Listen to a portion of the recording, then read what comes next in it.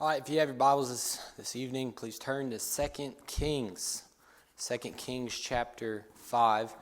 And for sake of time, I'm going to go ahead and start reading, starting in verse 9. Let me flip this back. It says, So Naaman came with his horses and with his chariots and stood at the door of the house of Elisha.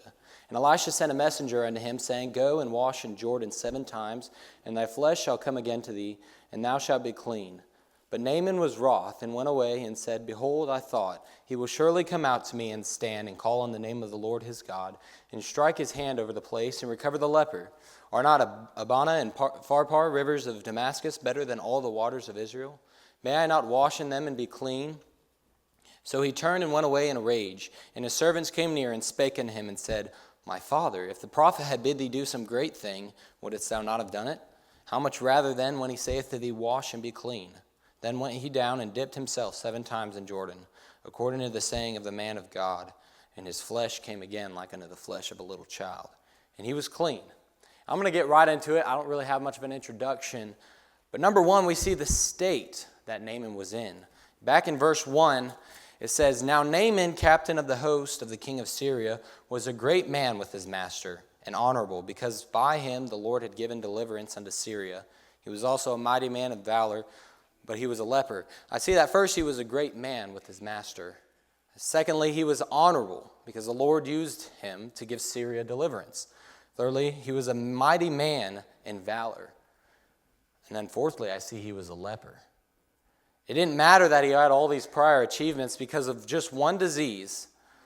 It would make all other things meaningless. It made all other things pointless because of one thing. It says, but he was a leper. And you can have a whole lot going for you, but once you are infected by sin, like leprosy, it will leave you in a state of uselessness. And so first I see the state that Naaman was in. Secondly, I see the suggestions of a little maid. In verse 2, it says, And the Syrians had gone out by companies and had brought away captives out of the land of Israel, a little maid, and she waited on Naaman's wife. And she said unto her mistress, Would God, my Lord, were with the prophet that is in Samaria, for he would recover him of his leprosy. And one went in and told his Lord, saying, Thus and thus said the maid, that is of the land of Israel. The little maid knew a man that was able to heal the debilitating disease that Naaman received.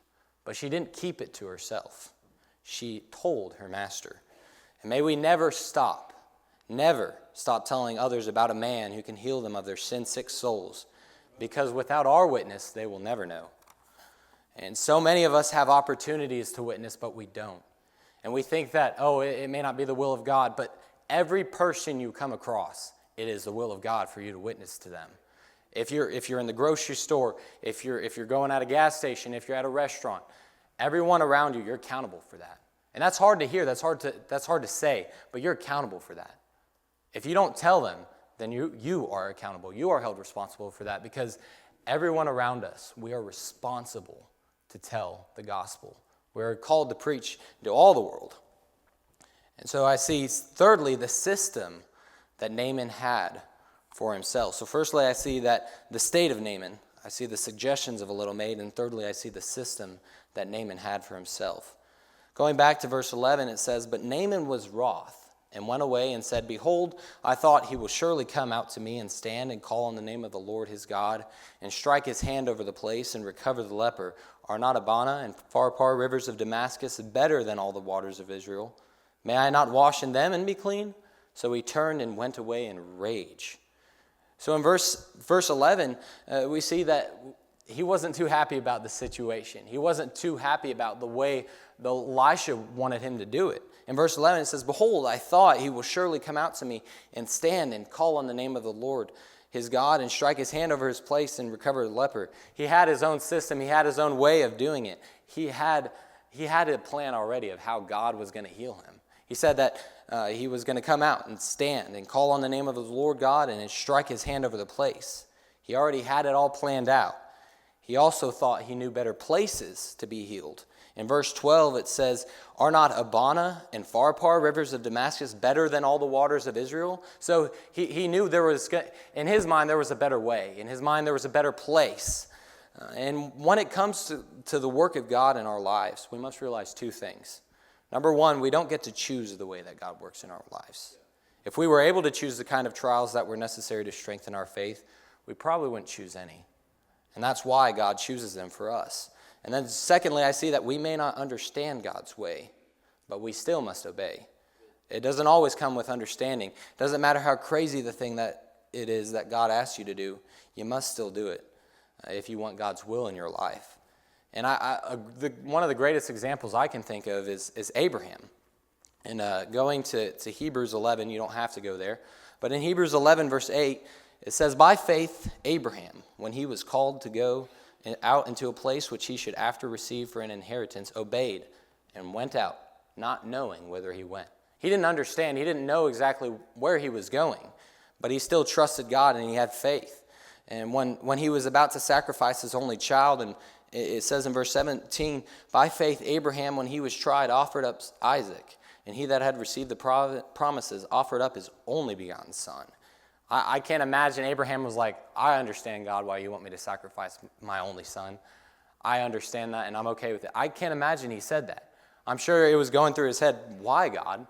This is the only son you've ever given me, and with Sarah, and you're taking him away from me? You're going to have me sacrifice?" He probably didn't understand that. But it doesn't matter if we understand it or not. We're supposed to obey God's will. So firstly, I see the state that Naaman was in, the suggestions of a little maid, and the system that Naaman had for himself. Fourthly, I see the simplicity of the task. The simplicity of the task. In verse 13 of chapter 5, it says, "And his servants came near and spake unto him and said, My father, if the prophet had bid thee do some great thing, wouldst thou not have done it? How much rather then would he say to thee, Wash and be clean?" So many times what the Lord asks us to do is very simple, but we disobey because we're full of pride. We're full of arrogancy. We think that what God has for us is too simple. We want to go out on the mission field. We want to go reach millions of souls for Christ, but we don't want to scrub a toilet. We don't want to clean the church. We don't want to mow the church lawn. We don't want to work in the church at all. We don't want to serve the Lord in the small things. But we want to go out and we want to serve on the mission field. We won't even go to our local grocery store. We won't go to our restaurant and tell people about the gospel, but we think we can handle the mission field. And all Naaman had to do was dip 7 times in the Jordan. It was that simple. His servant made a good point in verse 13. He said that Naaman would have obeyed if it were some great task. He says, "How much rather than when he saith to thee, Wash and be clean?" It's so easy, but he was so full of pride. It seems to me that Naaman thought he was too good to wash in dirty Jordan. And may we never think that we are too good to do the small things that God has for us.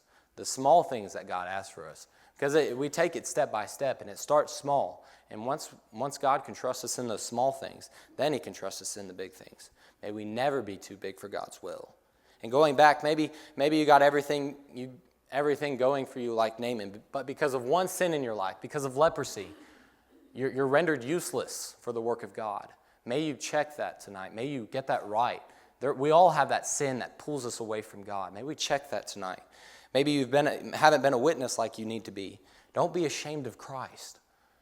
Christ died on the cross for you. We shouldn't be ashamed of that. We are called to preach to all. And maybe you have your own ideas of how God should be working in your life. You have it all planned out. You want to do this and this and this. And you need to just let go and let God. Because his way is perfect. How he wants things done in your life should be how you want things done in your life. Line up your will with his. And finally, don't be too big for God's will. God can't use you for the big things if you aren't faithful in the little.